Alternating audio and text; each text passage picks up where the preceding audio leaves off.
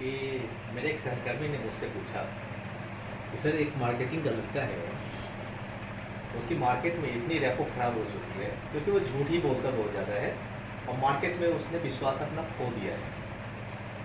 Market उस पर भरोसा नहीं कर पा रहा है।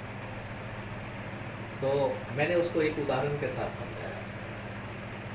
हुआ ऐसा कि मैं कल लंच करने के लिए अपने सहकर्मियों के साथ बैठा, तो एक मार्केटिंग का एक लड़का था, उसने मुझे एक फ्रूट दिया और बोला कि मैंने आपके लिए स्पेशली हिमालय की तलहटियों से इस फ्रूट को मंगाया है। मुझे बड़ी जोर की हंसी आई। अब मुझे क्या, वहाँ रहने वाले सारे मेरे सहकर्मी मुस्कुराने लगे क्योंकि उसने बड़े सफाई के साथ झूठ पेश कर दिया था। एक पल के लिए मेरी जगह पर कोई दूसरा होता तो उसने जिस अंदाज से पेश किया था 100% भरोसा कर लेता। लेकिन मैं चूँकि HR हूँ और मैंने ही उसका रिक्रूटमेंट किया है, तो मैं उसके नस नस से वाकिफ़ हूँ। तो मैंने उसको एक उदाहरण दिया। मैंने अपने लिए नया घर बनाया, नए घर में टाइल्स लगाने की मैंने सोची, तो मैं एक टाइल्स वाले मित्र की दुकान पे गया। जब मैं गया तो मैंने कहा मुझे टाइल्स दिखा। उसने कहा भाई आप बैठ जाइए, पहले मुझे ग्राहक को देख लेने दीजिए, आप तो घर के आदमी चले। मैं भी चुपचाप बैठ गया। रविवार का दिन था, मेरे पास काम कम थे, मैं बैठ गया। जो ग्राहक आया हुआ था उसने उस दुकानदार से कहा कि मुझे उत्तम क्वालिटी का मुझे टाइल्स दिखाइए। उसने कहा सर उत्तम क्वालिटी का अगर टाइल्स है तो उसके लिए उत्तम पैसा भी देना पड़ेगा। उस ग्राहक ने कहा भाई साहब पैसा मुझे देना है कि आपको देना है? आप मुझे दिखाइए, मुझे संतुष्ट कीजिए, मैं पैसा दूंगा। वो लड़का टाइल्स लेकर दिखाने गया टाइल्स, तो जो उस दुकानदार में उसका सहकर्मी था दुकानदार के साथ, उसको दुकानदार ने कहा अच्छा भाई साहब को इटली वाला टाइल्स दिखाओ। बोला भैया वही ना जो कोने पड़ा हुआ। बोला बड़ा बेवकूफ़ है, कोने में जर्मनी वाला टाइल्स रखा हुआ है और सबसे कोने में वो महंगा वाला जो होगा वो स्पेन का होगा और उन दोनों के ठीक सामने में इटली वाला होगा।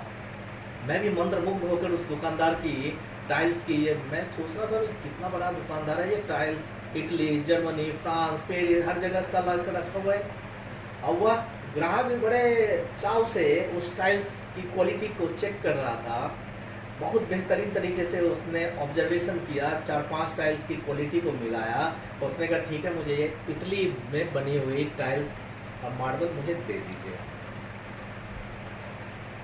उसके कुछ और गुण काफ़ी ज़्यादा उसने बताए उसको, और उसने एक सही तरीके से रेट लगाकर उसने अपने उस टाइल्स को उसके हाथों से बेच दिया। मैंने कहा भाई थोड़ी सस्ती कीमत में ही सही, लेकिन मुझे भी इटली वाला टाइल्स ही दे दो। उसने कहा भाई तुझे टाइल्स इटली का नहीं दूंगा, मैं अलवर में बनी हुई राजस्थान के अलवर वाली दूँ। मैंने कहा ऐसा क्यों? बोला उसको भी तो मैंने वही बेचा है, बस उस पर इटली का नाम चढ़ा दिया है। उसको भी मैंने राजस्थान के अलवर का ही माल बेचा है, लेकिन मैंने कहा कि इटली। मैं सोचने लगा झूठ बोलकर ये मार्केटिंग कितने दिन तक चलेगी? झूठ बोलकर किसी का विश्वास आप कैसे जीत लेंगे? मैं उठा, मैंने कहा भाई हो गया, मैं दूसरी जगह टाइल्स ले लूंगा। उसने कहा क्यों? मैंने कहा तुम जब झूठ बोलकर इसको राजस्थान के अलवर का टाइल्स तुम बेच दोगे इटली का बोलकर, तो मुझे तो तुम राजस्थान का टाइल्स बोलकर तो मुझे किसी पठारी का तुम पत्थर बेच दोगे। मैं उठा जाने लगा। मैंने उसको कहा कि झूठ की बुनियाद पर बनी हुई इमारतें कभी लंबा नहीं चल सकती है।